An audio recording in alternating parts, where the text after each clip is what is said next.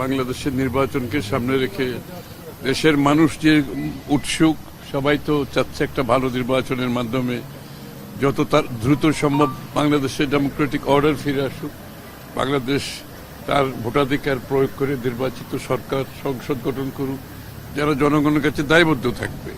তো সেই বিষয়ে তো সকলেই ইচ্ছা পোষণ করছে এবং এই আলোচনাগুলো হচ্ছে নির্বাচনকে সামনে রেখে বিষয়গুলোকে আমরা কিভাবে একটা সহনশীল অবস্থান থেকে উগ্রতার একটা প্রবণতা কোনো কোনো জায়গায় দেখা যাচ্ছে, কিছু কিছু জায়গাতে আমরা দেখতে পাচ্ছি উগ্রতা, এবং ওই জায়গাটাতে কিছু কনসার্ন তো আছে সবারই, এবং একটা সহনশীল অবস্থান থেকে আমাদের পরস্পরের প্রতি সম্মান বোধ রেখে একটা রাজনৈতিক সংস্কৃতিতে একটা পরিবর্তন দরকার।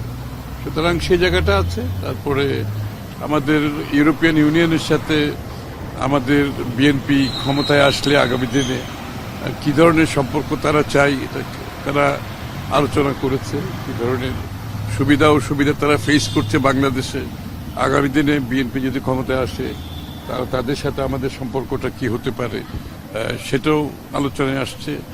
বাংলাদেশের অর্থনৈতিক কর্মকাণ্ডে আগামী দিনে তাদের ভূমিকা, তাদের বিনিয়োগ, তাদের বাংলাদেশের সাথে ট্রেড, যে বিশ্বের যে আইন মেনে চলার যে একটা গ্লোবাল অর্ডারের মধ্যে সেই বিষয়টা যাতে আমরা নিশ্চিত করতে পারি কিনা আগামী দিনে। আর এখানে যেগুলো ওভার রেগুলেটেড ইস্যুগুলো আছে, যে ইজ অফ ডুইং বিজনেস, ব্যবসার মধ্যে যে বাধাগুলো আছে, এগুলো দূর করার জন্য বিএনপির চিন্তা ভাবনা কি, এগুলো আলোচনায় আসছে।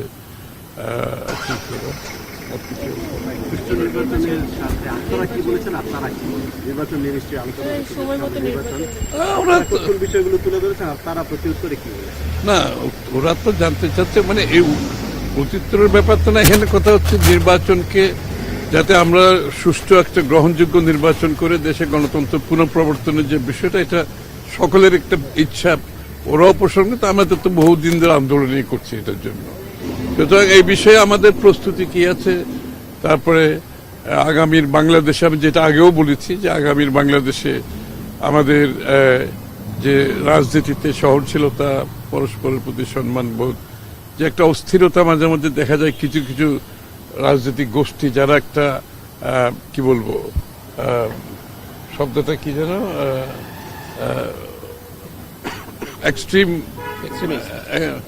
এক্সট্রিম কথাবার্তা আর কি, কথাবার্তার মধ্যে যে একটি অরাজনৈতিক আচরণ, এটা তো নিশ্চয়ই সবাই লক্ষ্য করছে। তো সেই দিকে আছে এবং বিভিন্ন গোষ্ঠীর উপর আক্রমণ হচ্ছে, সেটাও আলোচনায় আসছে।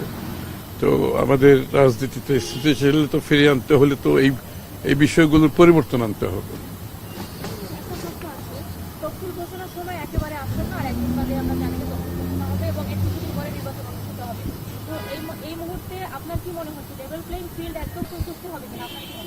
না, আমাদের নির্বাচন নিয়ে এখনো কোনো শঙ্কা নাই এই মুহূর্তে। সুতরাং যেই শঙ্কাটা নাই সেটা আগেভাগে বলে নির্বাচনী ব্যবস্থাকে প্রশ্নবিদ্ধ করার কোনো প্রয়োজনীয়তা নাই। সুতরাং যেহেতু আমাদের সংখ্যা নাই, আমরা এগোচ্ছে, নির্বাচন যত এগোয় তত আমরা মনে করি লেভেল প্লেইং ফিল্ড আরো নিশ্চিত হবে। একটা সময়ের তো ব্যাপার আছে। এই মুহূর্তে আমাদের কোনো সংখ্যা নেই, আমরা সামনের দিকে এগোচ্ছি। আমরা তো অনেক কিছু, আমি আগেও বলেছি বারবার একটা কথা, অনেক কিছুর সাথে আমরা দ্বিমত পোষণ করেও এগিয়ে যাচ্ছি। একটা কারণে যে আমরা বাংলাদেশে কোনো সাংঘর্ষিক রাজনীতি দেখতে চাই না, আমরা একটা সহনশীল পরিবেশ চাই, একটা শান্তিপূর্ণ অবস্থান দেখতে চাই, অপরের সাথে দ্বিমত পোষণ করেও তার মতের প্রতি সম্মান দেখাতে চাই। কারণ রাজনৈতিক সংস্কৃতি না বদলালে শত রিফর্ম করুক, শত সংস্কার করেও দেশ বদলানো যাবে না।